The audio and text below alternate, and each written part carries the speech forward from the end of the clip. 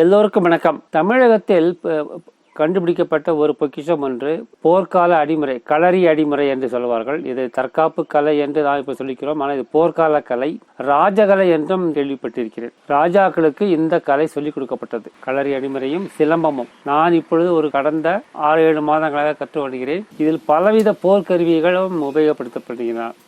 சிலம்பம் மட்டும் இல்லாமல் சிலம்பம், வாழ்வீச்சு, கேடயம், சுருள்வாள், இன்னும் எத்தனை இருக்குன்னு தெரியவில்லை. இதில் வர்மக்கலையும் இதில் சேர்ந்து வருகிறது. ஆனால் இது 6 மாதம் செய்து வருவதால் எனக்கு சில நன்மைகள் ஏற்பட்டுள்ளன. அதை மட்டும் உங்களுக்கு சொல்கிறேன். எனது ஞாபக சக்தி அதிகமாக இருக்கிறது. அதிசயமாக இருக்கிறதா? ஒரு போர்க்கால கலையை கற்கும் பொழுது ஞாபக சக்தி அதிகமாகிறது.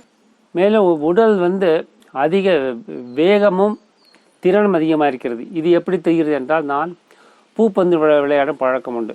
அங்கு விளையாட்டில் எனது திறமை மிக அதிகமாக முன்னேறி உள்ளது. இந்த 6 மாத இது கற்றுக்கொண்டே வரும்போது அங்கே விளையாட்டும் மிக அதிகமாக முன்னேறி வருகிறது. எனவே இந்த கலை நமக்கு நமது மனதையும் உடலையும் சரி செய்கிறது. என்னுடன் பல சிறு குழந்தைகள் கற்றுக்கொள்கின்றன. அவர்களிடம் கேட்கும்போது என்ன செய்கிறார்கள், நீங்கள் எங்களுக்கு இப்படி படிப்பு நன்றாக வருகிறது என்கிறார்கள். இதில் இன்னொரு தகவல் ஒன்று சொல்கிறேன். என்னுடைய ஆசான ஒருவர் இதில் கூறிய தகவல், ராஜராஜ சோழன் உபயோகப்படுத்தின் வாளின் எடை 20 கிலோ.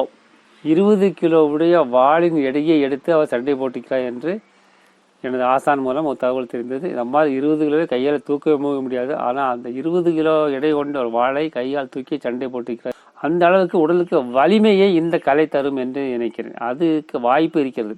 நமது மந்திரம் அன்பே சிவம், அன்புடன் வாழ்வோம், கடமையை செய்வோம், இந்த நொடியில் வாழ்வோம், எல்லாம் சிவமயம். நன்றி, வணக்கம்.